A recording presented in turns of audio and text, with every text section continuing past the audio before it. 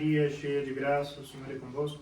Bendita sois vós entre as mulheres, e bendito é o fruto do vosso ventre, Jesus. Santa Maria, Mãe de Deus, rogai por nós, pecadores, agora e na hora de nossa morte. Amém. Em nome do Pai, do Filho e do Espírito Santo.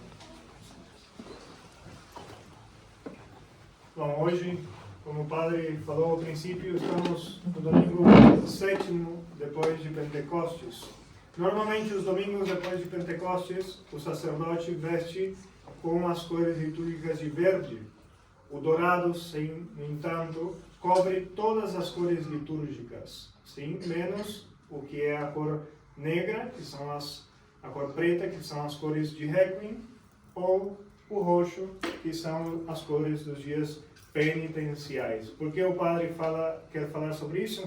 Porque precisamente, domingo 7º, que marca o número da perfeição da sabedoria divina, e os domingos após Pentecostes, que se usa a cor verde, é a cor da esperança da vida. Que esperança da vida nós temos? Obviamente, da vida eterna. Pergunta de catecismo: para que fim o homem foi criado?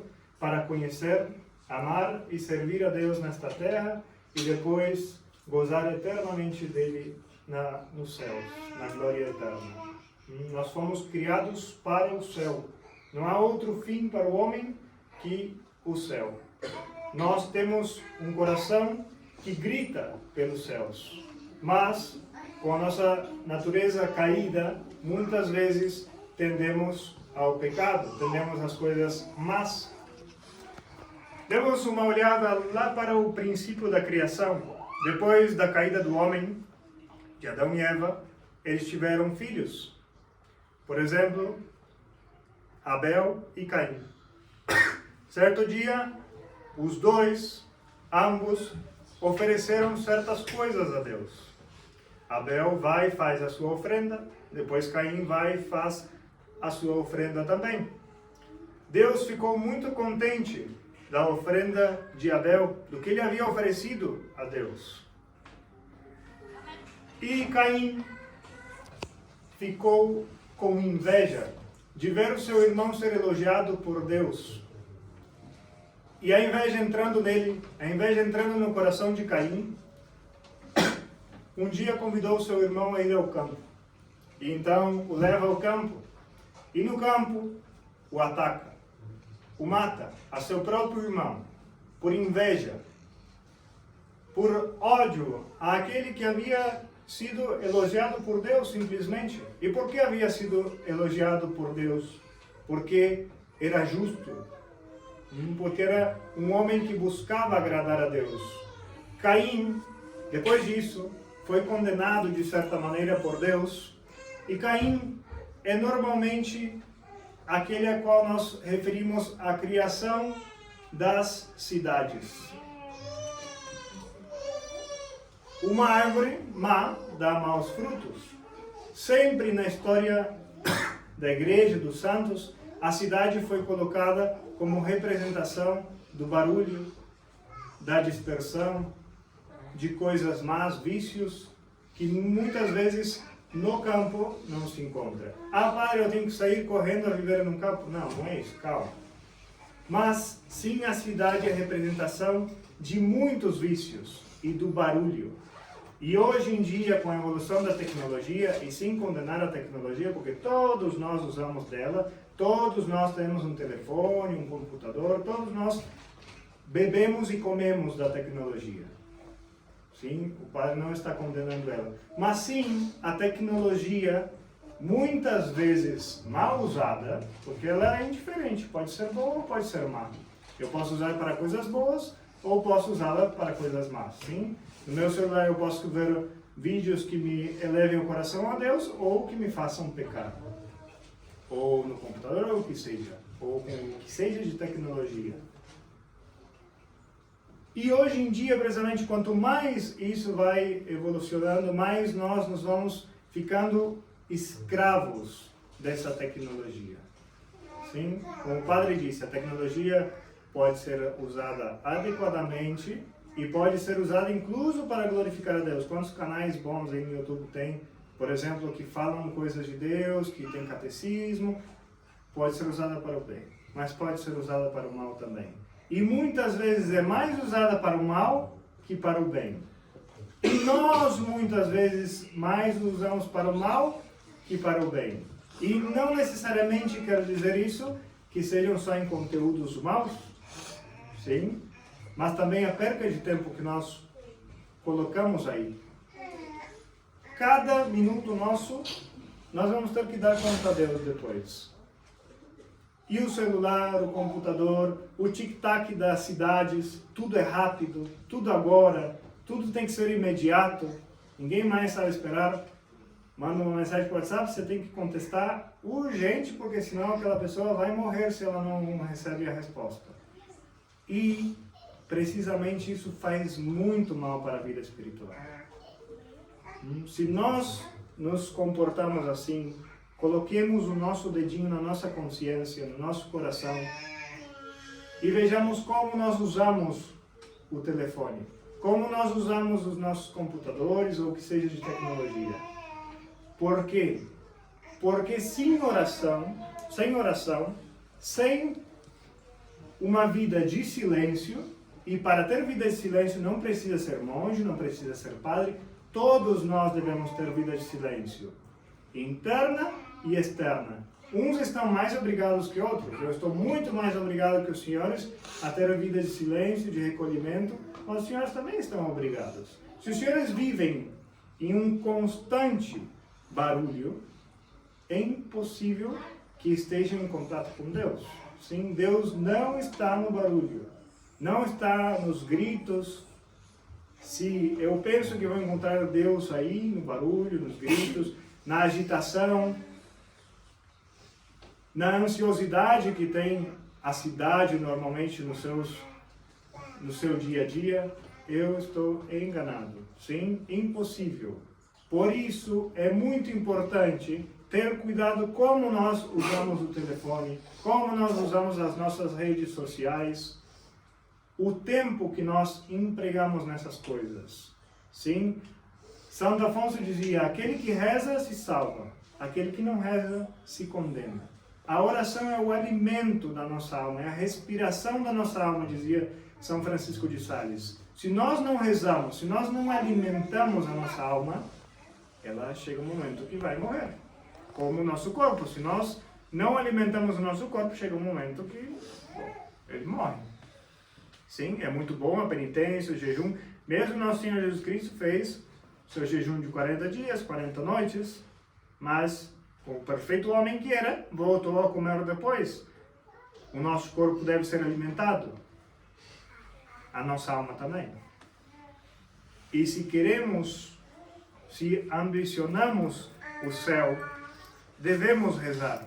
Sim? Muitas vezes, no dia a dia, principalmente isso das pessoas da cidade, que tem, ou pelo menos tem o espírito da cidade, porque pode ser que uma pessoa viva no campo, mas tem o espírito da cidade. Muitas vezes, a sua oração consiste em levantar correndo, ir rezando 2 Ave Marias, um Pai Nosso meio atrapalhado, que já nem sabe se é Pai Nosso ou Ave Maria, e de noite, algum Pai Nosso e Ave Maria também que nem sabe se rezou ou não rezou. Isso não é vida de oração. Sim? Olhem bem a frase. Vida de oração. Ou seja, a minha vida deve ser oração. A minha vida deve ser uma entrega a nosso Senhor Jesus Cristo. Mãe de família, pai de família que tem que ir trabalhar. Se o senhor vai para o trabalho e pensa que a oração só vai estar quando voltar para casa, o senhor perdeu todo o seu dia. Todo o seu dia foi em vão. O senhor pegou, colocou num pacotinho e jogou no lixo. Quando os senhores vão para o trabalho, deve ser o seu trabalho oração. Oração não quer dizer que eu tenho só que estar com o rosário, passando as contas, rezando a Ave Maria. Senão tudo o que eu faço deve ser oração. Eu devo estar em presença de Deus continuamente. Sim? Isso não quer dizer que continuamente estejam os meus lábios rezando a Ave Maria. Senão que o meu coração esteja unido a Deus. E que a minha vida de oração, não se resuma a um Pai Nosso e uma Ave Maria mal rezados de manhã e mal rezados de noite. Isso não é vida de oração. Então, é impossível quando venham grandes tentações pensar que vão vencê-las. Ai, padre, mas eu não consigo sair do vício tal, ou daquele outro vício, eu não consigo deixar o telefone, eu não consigo, meus propósitos são vãos, eu faço um monte de propósito e não consigo vencê-los. E sim, se não há vida de oração, se não há uma vida espiritual, é muito difícil. É muito difícil. É como alguém do exército que vai, daqui 2 anos, vamos dizer que tem uma guerra, vai haver uma guerra justa, e ele tem que ir batalhar pela sua bandeira, e ele não se exercitar. Se ele não treinar com os tiros, o alvo, se ele não exercitar todos os dias, quando chegar a guerra, ele vai morrer, vai ser o primeiro a ser morto. Então, se nós não nos exercitamos todos os dias, e aqui todos nós temos o mesmo desejo, ir para o céu. Se ninguém vem aqui no domingo, perde para o mundo, né? Essa palavra. Perde o seu domingo para vir conversar. Não, a gente quer se salvar. Todos nós viemos aqui pelo mesmo motivo. Logo, eu tenho que ser consequente com esse desejo que eu tenho. Eu não posso pretender me salvar ou pretender que a minha alma esteja forte se eu não rezo, se eu não tenho vida de oração, se eu não faço silêncio lá dentro.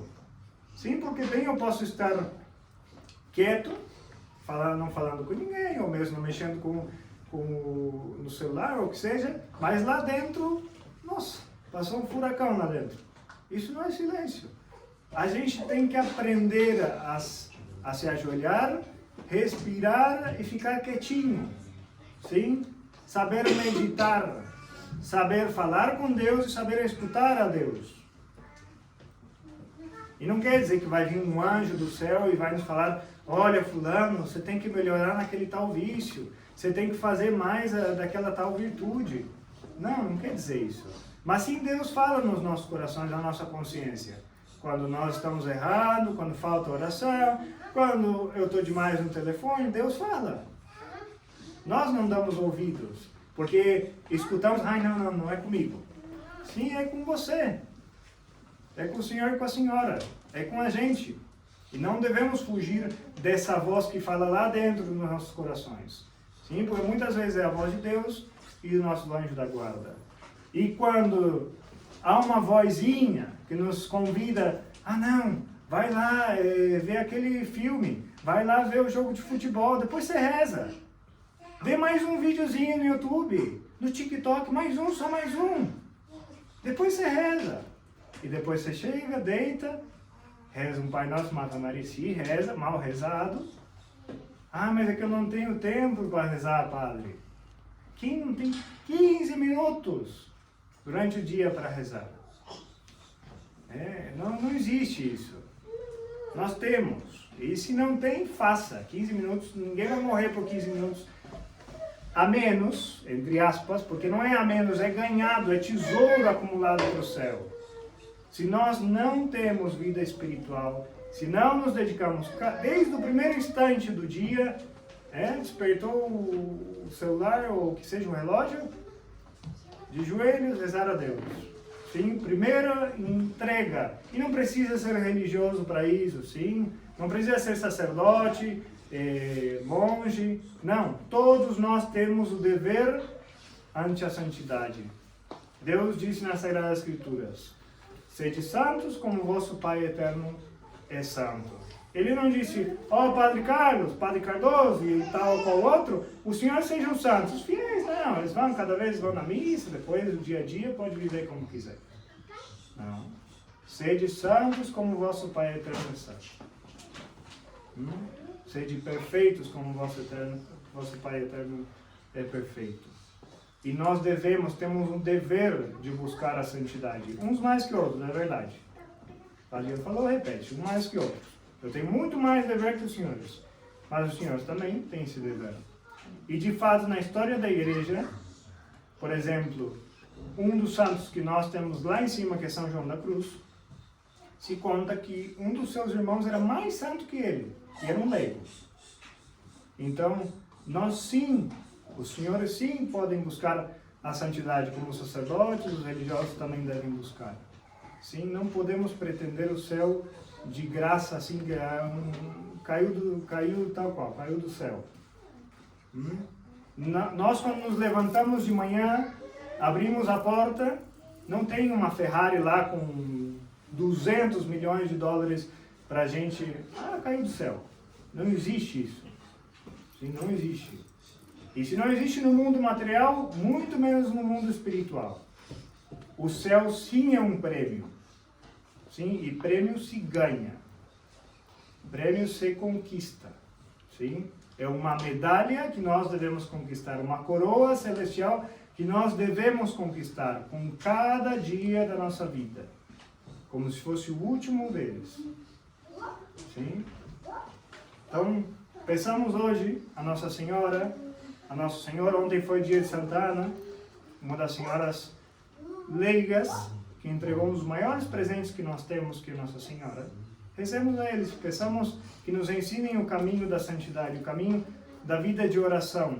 E deixemos de dar ouvido àquela vozinha, só mais um minutinho, só mais um pouquinho, só mais um videozinho. E quando viu, passou 2, 3 horas, e eu tenho certeza que não é 1 ou 2 que faz isso. Sim? Bem, Ave Maria Puríssima. Sem pecado concebido. Em nome do Pai, do Filho e do Espírito Santo.